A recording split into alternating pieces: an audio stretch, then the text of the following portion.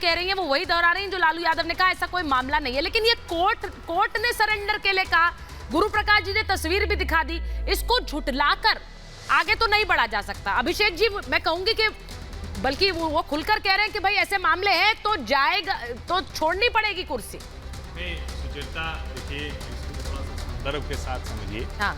लालू जी का जंगल राज था, उसको सबसे ज्यादा स्थापित जंगल राज को किसने किया? नीतीश कुमार ने किया। और चूंकि नीतीश जी कहते हैं कि हमने जंगल राज खत्म किया, इसलिए उनका नाम पड़ा सुशासन बाबू। अब ये सुशासन बाबू का जंगल राज है तो ये थोड़ा अलग किस्म का है। देश में मुझे कोई मामला याद नहीं आता कि कहीं किसी कानून मंत्री को, और अगर वो कह रहे हैं कि मुझे पता नहीं था, तो राजभवन में वो ऐसे अपराधियों को बुलाकर और शपथ दिला देंगे, यानी कल को तेजस्वी यादव या लालू यादव किसी को भी कहते वो शपथ दिला देंगे। अगर इस अवस्था में मुख्यमंत्री पहुंच गए हैं तो बिहार के लोगों की क्या दुर्गति होने वाली है वो आप कल्पना कीजिए। और ये जो सुशासन बाबू के कवर में जो असली जंगल राज होगा, ये कितनी पीड़ा देने वाला है, ये ज्यादा खतरनाक। आरोप सिद्ध नहीं हुआ और है। जो ऋतु जायसवाल जी कह रही हैं, ऋतु जी बीच में नहीं बोलते, हम बिहार, सुनिए ना, हम बिहार में जंगल राज नहीं कर रहे हैं, ये डिबेट कर रहे हैं। ऋतु जायसवाल जी डिबेट कर रहे हैं, बात सुनिए पहले।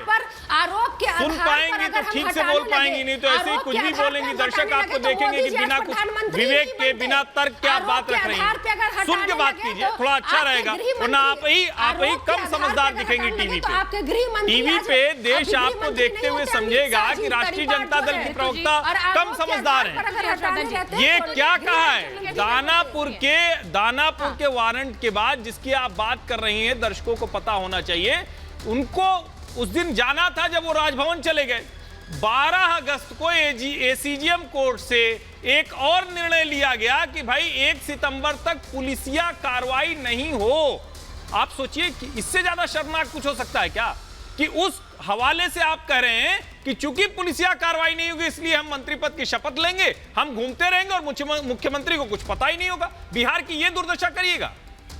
अब अभिषेक जी, मैं आपसे पूछ रही हूँ एक बार, उससे जिससे इसके बाद मैं आनंद शंकर सिंह जी के पास जाऊंगी। इन बातों में कोई सच्चाई नहीं है। ठीक है, ऋतु जी कह रही हैं इन बातों में कोई सच्चाई नहीं है, यानी कि इसका मतलब ये कि कार्तिकेय सिंह के खिलाफ कोई वारंट नहीं है, कोई विधायक और कोई एमपी।